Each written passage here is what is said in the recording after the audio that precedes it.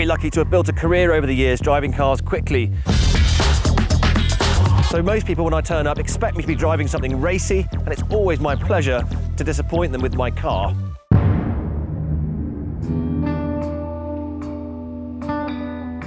Now, these Landys are not exactly known for their brisk pace or supreme road holding. In fact, quite the opposite. It's an agricultural piece of kit. This one in particular is basically a warhorse. So I'm really excited to get my hands on this, because this promises to be a lot more pacey.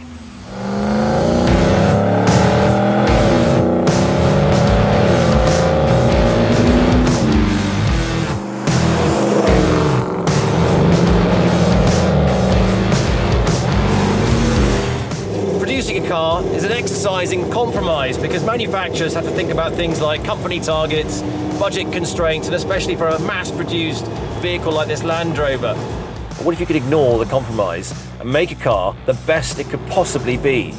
In the Defender's case, you'd end up with this, the Arkonik UJO. Not a name I'd choose, but that's the name on the license plate, so that's the one that stuck.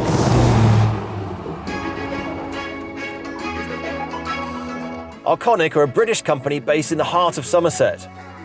They've been doing their thing, restoring Defenders for over a decade, and they cater for everything from your pure nut and bolt restoration through to full-on resto-mods like this one. But with UJO, they've turned everything up to 11. There's no rattly diesel engine underneath this hood. They've replaced the engine with a 6.2-litre LS3 V8 from a Corvette, knocking out 430 horsepower, which is 3 times the power output of the original. And it may seem a bit strange putting a Corvette engine in a Defender. It's a bit like having donuts with your Sunday roast, but it really works. The bottom end grunt just shoots you down the road, super drivable power, and it's all very neatly organised through a 6-speed automatic gearbox, so you can just enjoy it at will. And as for the noise, absolutely wonderful. Surely the best sounding Defender on the planet.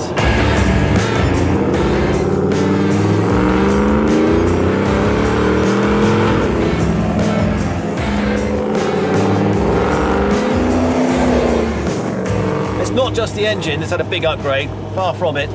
The attention to detail has gone all around this car, and to make sure all this power stays on the road, they've upgraded the suspension with Bilstein dampers, Ibach springs and polyurethane bushes that gets all the track people excited.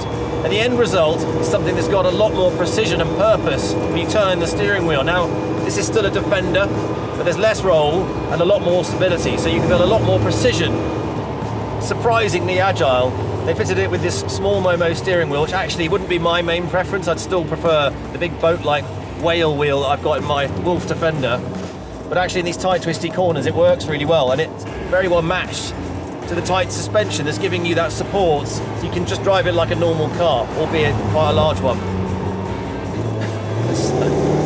It still rolls in the corners. But what would you want? Would you want something that's on train tracks? No. The fact is as well, this is able to go off-road, so you've got the clearance and the height and the absorption to take care of that, but doubles up as a very smooth road car. And it stops well too. It's fitted with 6-pot brake calipers, vented discs, so if you need to stop in a hurry, it really stops. Now, as impressive as the driving experience is, the work on the mechanical side is equally matched by the attention to detail given to the interior. And let's be honest, the words original Defender and comfort are rarely seen in the same sentence.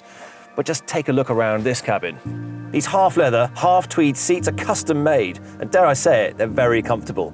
When Land Rover designed the seats for the original Defender, the design brief basically didn't stretch much beyond keep the occupants off the floor.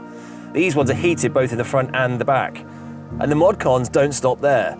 There's electric windows, air conditioning, a digital infotainment system, and a wireless charging pad in the center console. Yes, these are all features you could expect from a modern family hatchback, but back in the day, the folks at Solihull would have burned you at the stake if you asked for that kind of refinement.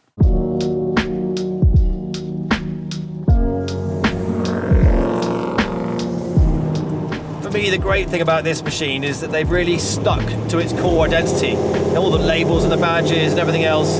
This doesn't feel like you're driving Pimp My Ride. It feels like you're just driving a really, really good Defender, the best that it can be. You're still part of the brotherhood. It's unusual driving Defenders because you always get away from other people who own them. It's kind of cool, so you're part of the club. This is still part of the club. Arkonik's mission is to make a car that's better in every conceivable way to the one that rolled off the factory floor. Waterproofing is improved, it's fully tested, cavities are filled, the sills and seams, they're all replaced. The wiring looms are ripped out and completely rewired in-house. Every single thing that you touch and interact with inside this car has been improved, but in the true spirit and character of the original car, so nothing is taken away basically. That even stems to the paintwork. Before it was restored, UJO was painted in Stratos blue, so when it came to respraying it, Arkonik followed that same colour scheme but added this really deep metallic colour, as it was before, but better. Now all this love and attention doesn't come cheap, and Arkonik Defender's starting price is around 100 grand, and for one like this, closer to 200. But then you look at other factories producing these bespoke specials, like Singer for example, they start at $500,000. Okay, this is a Defender, it's not a 911. But that's not really what you're buying with a Singer. It's the same with this. What you're buying is time, hundreds of hours of research and development, passion and craftsmanship like nothing else to basically make this car as perfect as it can possibly be.